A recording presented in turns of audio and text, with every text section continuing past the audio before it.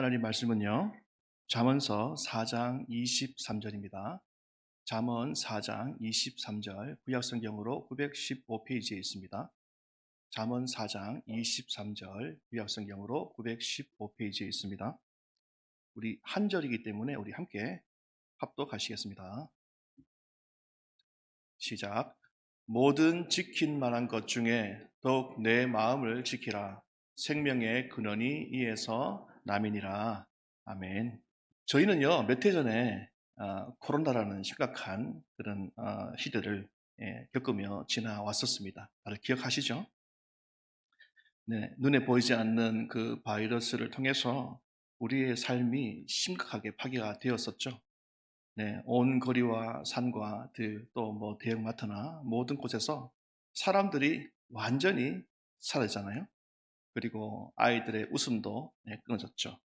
예, 그리고 호황을 누렸던 여행사나 뭐 호텔이나 또 많은 자영업자들이 힘든 시간들을 아마 보낸 줄 압니다. 여기에도 아마 그런 분들이 있겠죠.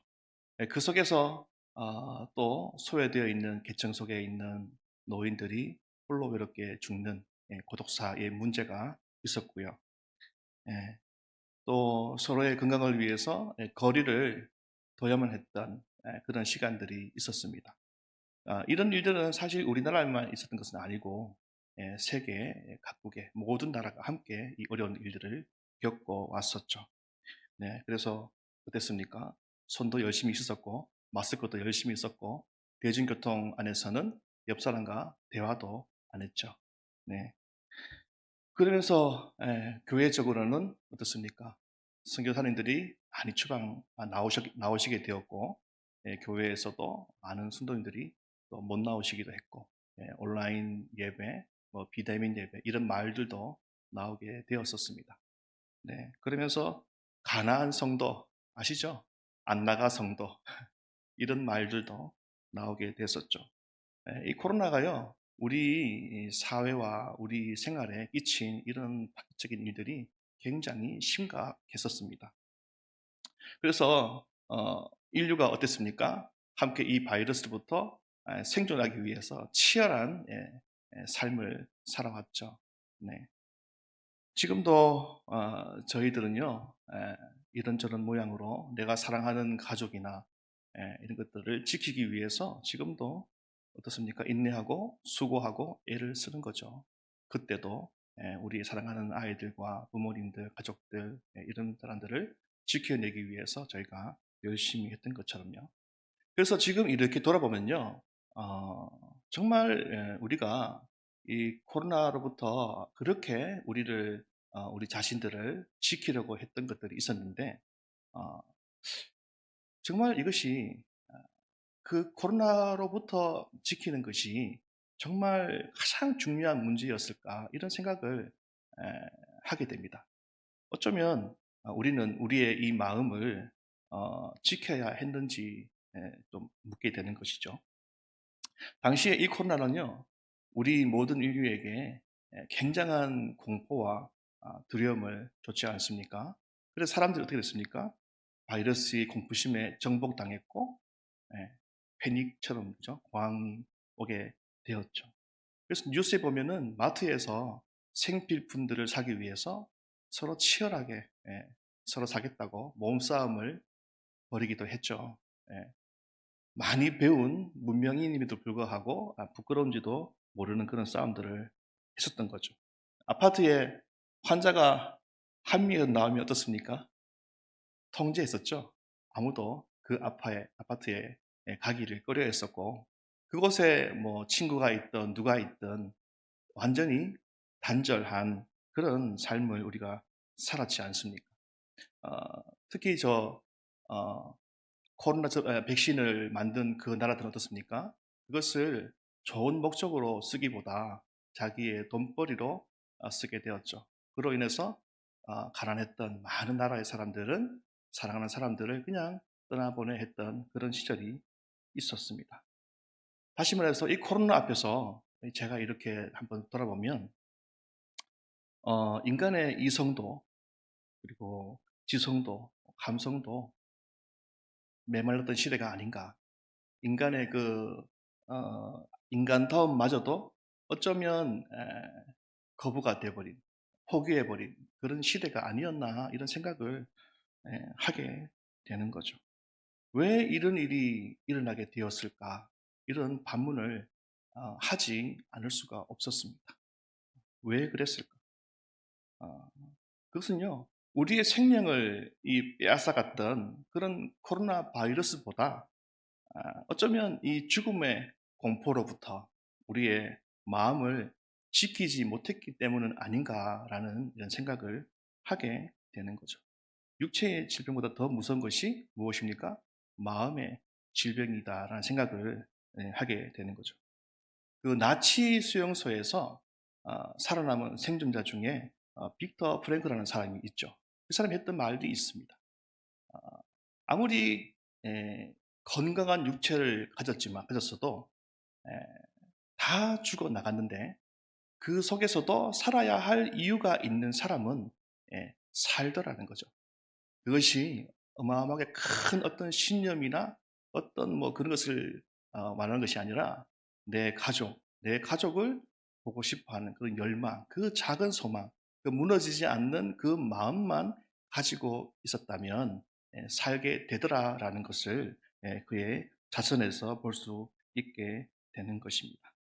이라크에 파병을 간 그 아들을 둔 미국인 어머니가 있습니다. 어느 날 그 이라크에서 아들로부터 전화가 왔죠. 그 아들이 엄마에게 이렇게 묻습니다. 엄마, 내 친구가 전쟁 중에서 두 다리를 잃었어. 내가 그 친구를 위로해 줘야 되는데 어떤 말로 위로해 주면 좋을까? 그때 그 수화기 너머에서 그 엄마의 목소리가 그 아들에게 또렷하게 전해지게 됩니다. 아, 두 다리를 잃고 어떻게 살 수 있을까? 너무 가엾구나. 예. 그리고 그 다음날 그 어머니는 그 아들의 부고 소식을 이제 듣게 되는 거죠. 예. 친구의 이야기는 곧 아들의 이야기였고 그 이야기를 어머니부터 듣는 순간 그 마음이 무너지고 자기의 생명을 끊어버린 것입니다. 예. 이처럼 우리는 우리의 마음을 지키는 것이 굉장히 중요하다라는 사실을 우리는 알게 되는 거죠. 오늘 성경은요, 우리에게 반드시 지켜야 할 것이 있다라고 이렇게 이야기를 하고 있습니다. 그것이 무엇입니까? 바로 마음입니다. 성경은 우리에게 가족이나 재산이나 혹은 신념을 지키라고 말한 적이 한 번도 없어요. 모든 지킬 만한 것 중에 마음을 지켜라라고 이렇게 우리에게 이야기를 하고 있다라는 것입니다. 모든 지킬 만한 것 중에 이 말은요. 언어적으로 해석하면 뭐 울타리를 치다 그리고 혹은 지키다 또 보호하다 세밀하게 주시하다 뭐 이런 뜻들이 있어요.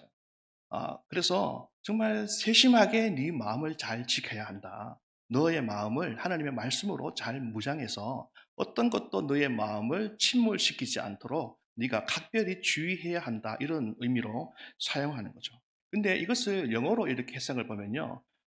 with all이라는 단어를 씁니다. 이것이 뭐냐 하면 그런 무엇에도 불구하고 이런 말인 거죠. 그리고 diligence 이 말은 무엇입니까? 성실하다, 뭐 근면하다 이런 말이잖아요. 그러니까 다시 말하면 어, 그럼에도 불구하고 너는 성실하게, 예, 근면하게 최선을 다해서 너는 너의 마음을 지켜야 한다. 이렇게 또 해석을 할 수 있다라는 것이죠. 이 말에는요, 하나님께서 우리의 상황과 처지를 다 알고 있다라는 어떤 그런 마음이 저는 들어있다라고 생각을 합니다. 너가 돈이 필요하지, 너가 집이 필요하지, 내가 다 알아. 그러나 그럼에도 불구하고 너는 내가 말한 이 말씀대로 거기에 목숨 걸지 않고 내 뜻을 이루기 위해 살 수 있겠니? 라고 저에게 묻는 것 같습니다.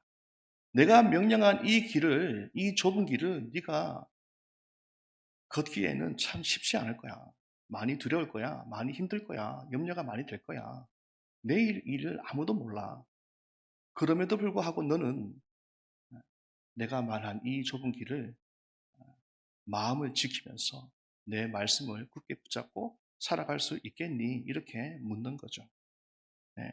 정말 사랑할 수 없는 그 사람, 정말 너무나 미워하는 그 사람, 같은 공간에 있기도 싫은 그 사람을 내가 했던 말처럼 용서하고 사랑할 수 있겠니? 라고 우리에게 물었을 때 하나님께서 원하시는 것은 그럼에도 불구하고 내가 마음이 상하고 자존심이 상하고 내가 너무 억울하고 이런 심정을 내가 다 알아. 그러나 그럼에도 불구하고 너는 내가 너에게 준 그 계명을 지켜 행할 수 있겠니? 너의 마음을 지킬 수 있겠니? 예, 이런 마음이 저에게 다가왔습니다. 이것은요, 하나님께서 믿음의 사람에게, 하나님께서 자기를 경외하는 사람들에게 말씀하시는 명령이자 또 요청이자 또 때로는 물음이 아닌가라는 생각을 하는 것입니다. 하나님께서는 수많은 것들, 우리가 지켜야 할 것들, 우리가 소중하게 생각하는 것들이 참 많은데 그 속에서도 굳이 우리에게 마음을 지키라라고 이렇게 이야기한 것은요, 생명의 근원이 바로 이 마음에 있기 때문이다라고 같은 문장에서 이야기를 하고 있죠. 반대로 말하면 이 마음을 지키지 않으면 어떻습니까? 우리는 생명을 잃게 된다, 죽게 된다, 이렇게 이야기를 하는 것입니다. 만약 우리가 하나님 경외하기를 멈춘다면, 만약에 우리가 하나님의 말씀을 진리의 말씀으로 받지 않는다면, 만약에 예수 그리스도의 생명의 복음을 우리가 영접하지 않는다면, 결국 그 뜻에 순종하는 삶을 살지 못한다면 우리는 진정으로 거듭난 사람일까? 세상과 구별된 거룩한 성도라고 말할 수 있을까? 진정한 예수 그리스도의 참 제자라고 우리가 감히 말할 수 있을까? 우리가 손해보고 업신여김을 받고 낮은 자리에서 또 겸손하게 다른 이들을 섬기는 삶을 살아가는 이 대신에 이는 이로 눈은 눈으로 갚아주길 원하는 마음이 내 속에 자리하고 내가 높임 받기를 원하는 마음이 늘 내 마음속에 자리하고 내 자존심이 중요하고 내 의견이 받아들이는 것을 내가 그토록 내 마음속에서 갈망하고 원한다면 어떨까요? 하나님께서는 그럼에도 불구하고 너는 나를 따를 수 있겠니? 네 마음을 지켜서 내 말을 너는 따를 수 있겠니? 라고 말씀하시는 부르심 앞에 우리가 어떻게 대답할 수 있을까요? 우리는 성경 속에서 많은 인물들을 보게 되죠. 예, 재물이 많아서 결국은 근심하며 예수님을 떠나갔던 그 부자 청년의 이야기도 있고 또 그와 반대로 주는 그리스도시요 살아계신 하나님의 아들이십니다라고 고백하면서 예수님을 따라갔던 지자도 있습니다. 네, 우리는 항상 이 갈등 속에 우리는 서 있는 것이죠. 오늘 말씀을 제가 현대인의 성경으로 이렇게 보게 되면 조금 더 이해하는데 쉬울 수가 있어요. 현대인의 성경으로 잠언 4장 23절 보면요. 우리 함께 읽겠습니다. 시작. 그 무엇보다도 내 마음을 지켜라. 여기서부터 생명의 샘이 흘러나온다. 예. 마음은 곧 생명의 근원이다. 이렇게 하고 생명의 근원은 뭡니까? 생명의 샘물들. 이라고 이야기를 하고 있는 거죠. 따라서 사람의 마음은요, 생명의 이 샘물들이 흘러나오게 되는 근원이다라고 이 현대인의 성경에서는 이렇게 해석을 하기도 했습니다. 인간은 죄를 범함으로 말미암아 우리의 근본이 죄인이 되었죠.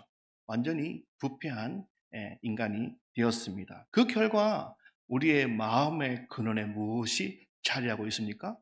죄가 자리하게 되었다라는 거죠. 죄가 자리하면서 우리 마음에서 흘러나오는 샘물이 어떻습니까?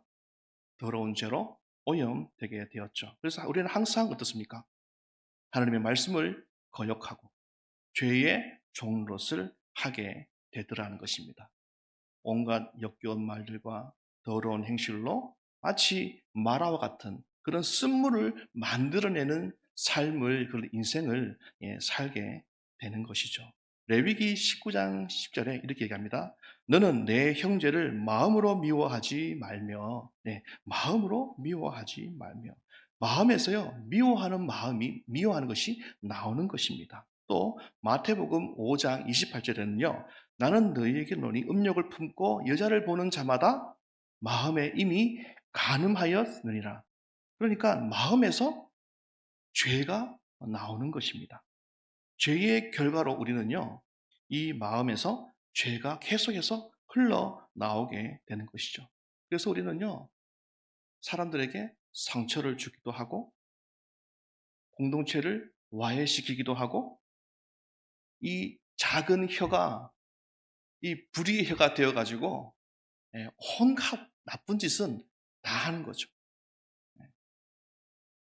이스라엘 백성들이 40년 광야 생활을 할 때 하나님께서 얼마나 그들에게 복을 주셨습니까? 그들이 죄로 말미암아 그들이 이 40년 광야길을 걸어가는 그 동안에도 하나님께서 얼마나 많은 은혜를 베푸셨습니까? 그러나 출애굽기 16장 7절 8절 말씀해 보면요, 그들은요 하나님을 원망합니다. 우리 함께 좀 길지만 읽어보겠습니다. 시작.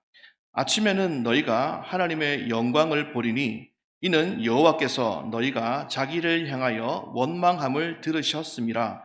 우리가 누구이기에 너희가 우리에게 대하여 원망하느냐? 모세가 또 이르되 여호와께서 저녁에는 너희에게 고기를 주어 먹이시고 아침에는 떡으로 배불리시리니 이는 여호와께서 자기를 향하여 너희가 원망하는 그 말을 들으셨음이라. 우리가 누구냐? 너희의 원망은 우리를 향하여 함이 아니요 여호와를 향하여 함이로다. 아멘. 우리가 살아가면서요, 끊임없이 우리는 불평과 원망의 말을 쏟아냅니다. 조금만 힘들고 어려워지면요, 그동안 계속 좋다가도 불평이 나오죠. 원망이 나옵니다. 내 마음대로 상황이 열리지 않고 내가 기도한 대로 응답되지 않으면 우리의 마음속에 불만이 쌓이게 돼요. 우리가 어디에 가든 누구를 만나든 처음에는 좋죠. 그러나 조금씩 조금씩 지나다 보면 어떻습니까? 서로의 단점들이 보이게 되고 그것이 점점점 커 보이면서 결국은 원망하고 불평이 나오더라라는 것입니다. 예. 그래서 때로는 부모와 자식 간에도, 때로는 부부 간에도, 또 우리 교회 안에 성도들 간에도 끊임없이 불평과 원망이 쏟아져 나온다라는 것이죠. 그런데 오늘 이 말씀 보면요, 이 말씀은 이 모든 불평과 원망의 말은요, 누구에게서 온다고 합니까? 8절에 여호와를 향하여 하는 것이다 라고 정의를 하는 것입니다. 우리가 하는 모든 불평과 원망의 말은요, 결국은 우리가 이해되지 않고 힘들게 하는 나와 의견이 다른 그 사람을 향해서가 아니라 결국은 하나님을 향해서 우리가 불평과 원망의 말을 하고 있다라는 것을 오늘 이 성경은 우리에게 말씀하신 것이죠. 그래서요, 이 불평과 원망은 하나님을 믿지 못하는, 그래서 신뢰하지 못하는, 하나님께서 전 역사를 주관하시는 주관자이자 우리의 인생을 마치는 그날까지, 또 영원한 그 나라까지 완전하게 이끌어 가시는 그 하나님을 믿지 못하는, 신뢰하지 못하는 거기에서부터 오는 불순종의 결정체다라고 저는 이야기를 할 수 있을 것 같습니다. 그런데 이런 같은 상황에서도 전혀 다른 결과를 만드는 사람들도 물론 많이 있습니다. 시험에 떨어져도 어떻습니까? 낙심하거나 포기하는 사람이 있는가 하면 또 반대로 다시 도전하기도 하는 거죠. 또 앞에 큰 살이 뭔가를 가로막았을 때 그 앞에서 주저앉거나 좌절하는 사람이 있는가 하면 그 산을 정복하는 사람도 있다라는 것이죠. 건강에 문제가 생겨서 내가 예전보다 더 많이 헌신하거나 섬기지 못해도, 내가 가정에서 더 많은 일을 하지 못하고 사회적인 어떤 기능을 더 많이 하지 못해도 어떤 사람은 그 앞에서 불평하고 원망하고 포기하고 남 탓을 하는 사람도 있는가 하면 어떤 사람은 그것마저도 하나님께 감사하며 영광을 돌리며 그 속에서 묵묵히 자기의 일을 하는 사람도 있다라는 것이죠. 그래서요, 이 밀란 쿤데라는요, 우리에게 이런 말도 했습니다. 인생은 폭풍이 지나가기를 기다리는 것이 아니라 빗속에서 춤추는 것을 배우는 것이다. 정말 멋진 말 아닙니까? 예, 교회가 과거에 핍박을 받아서 재산을 빼앗기고 목숨의 위협을 느껴서 뿔뿔이 도망가는 그 순간에 누군가는 두려워하고 누군가는 믿음을 저버렸지만 또 어떤 누군가는요, 흩어진 그 자리에서 끊임없는 그 생명력을 가지고 살아나서 생명을 증거하는 많은 믿음의 사람들도 있었다라는 사실을 우리는 너무나 잘 알고 있는 것이죠. 왜 누군가는 이런 시험과 환란 앞에서 포기하고 좌절하는데 또 누군가는 상황과 환경을 이겨내는 삶을 살 수 있는 것일까요? 그것은요, 마음을 지켜내느냐, 지키지 못하느냐에 따라서 달려 있는 것입니다. 그래서 이 마음을 지키는 것은요, 무엇보다 중요한 것이죠. 그렇다면 우리는 어떻게 이 마음을, 우리의 마음을 지켜낼 수 있을까요? 그것은 다른 방법이 없습니다. 하나님을 믿지 못하고 예수 그리스도의 생명의 복음을 영접하지 못하고 내주하시는 성령님을 의지하지 못하고 신뢰하지 못하면요, 절대로 이것은 불가능하죠. 반대로 우리가 하나님을 경외하고 하나님 섬기기를 기뻐하고 예수 그리스도의 복음을 나의 복음으로 영접하고 내 안에 살아서 하시는 내주하시는 절대로 떠나지 아니하시는 성령 하나님을 날마다 믿고 동행하게 될 때에 우리는 우리의 마음을 우리의 힘과 능력이 아니라 하나님의 힘과 능력으로 지켜낼 수 있게 되는 것입니다. 그래서 아까 전에 말한 것처럼 무릇 지킬 만한 것 중에 이 말에는요, 울타리를 치다라는 의미도 포함되어 있는 것입니다. 하나님의 말씀이 든든하게 우리의 울타리가 되어서 모든 외부의 죄의 영역을 끊어버리고 그 속에서 그리스도의 생명력을 날마다 샘솟게 하는 그 은혜가 있다는 것이죠. 잠언 19장 23절에는요. 여호와를 경외하는 것은 사람으로 생명에 이르게 한다라고 이야기를 합니다. 그리고 잠언 14장 27절에는요. 여호와를 경외하는 것은 생명의 샘이다. 이렇게 우리에게 이야기를 합니다. 여호와를 경외하는 것은요. 말씀을 사랑하고 말씀의 통치를 내가 기뻐하고 기쁨으로 그 말씀에 순종하는 것, 저는 그것이라고 저는 정의를 내리고 싶습니다. 그래서 하나님을 사랑하는 자, 정말 예수님을 사랑하는 자, 성령님을 의지하고 싶어하는 자는요, 특징이 드러납니다. 그것이 뭐냐 하면 예배를 사모하게 되어 있습니다. 예배를 정말 사모하게 되어 있어요. 그리고 말씀에 경외함을 가지고 그 말씀에 순종하기를 기뻐합니다. 내가 아무리 이해할 수 없고 내가 아무리 해도 내가 안 될 것 같지만 그러나 하나님을 경외하는 자는 결국은 그 말씀을 지켜낼 수 있는 것이죠. 제가 선교사로 이란에 있을 때 가장 고민했던 것이 왜 나는 사람들을 사랑할 수 없을까? 사람들을 사랑하기 위해서 그 먼 곳까지 갔음에도 불구하고 내 속에서 내 이웃을 사랑할 수 없는 나 자신을 발견할 때에 참 그 비참함이라는 것이요. 저를 굉장히 힘들게 했습니다. 저희는요, 어느 누구도 우리의 힘으로 우리의 이웃이나 우리 누구도 사랑할 수가 없죠. 그러나 우리 안에 예수님이 계실 때에 우리는 그 힘과 능력으로 사랑할 수 있게 되는 것입니다. 그래서 우리는요, 마음을 지키는 것이 굉장히 중요하죠. 이 세상은요, 마치 골리앗처럼 우리를 위협하고 두렵게 떨게 하는 것들이 정말 사방에 너무나 많이 있죠. 이런 세상에서 우리는 어떻게 살아가야 할까요? 그리고 우리는 우리의 아이들을, 다음 세대를 어떻게 길러내야 할까요? 예. 우리가 아이들에게 열심히 일해서 집 한 채를 물려주면 될까요? 아니면 미래를 걱정할 수 없을 만큼의 그 돈을 물려주면 될까요? 아니면 내가 죽더라도 내 자녀를 잘 보필할 수 있는 모든 것을 가진 배우자를 옆에 붙여주면 될까요? 절대 아니죠. 절대 아닙니다. 하나님을 경외하는 법을 가르쳐야 되는 것입니다. 그리고 우리 역시 하나님을 경외하는 삶을 먼저 본을 보이는 삶을 살아야 하는 것이죠. 그래서 우리 아이들을요, 어디에 던져놔도 살 수 있도록 그들의 마음이 아주 건강하고 튼튼할 수 있도록 우리가 그렇게 키워내야 한다라는 것입니다. 그들의 마음속에 예수님으로만 꽉꽉 채우고 성령 하나님으로만 꽉꽉 채워서 세상으로 우리는 보내야 된다라는 것입니다. 그럴 때요,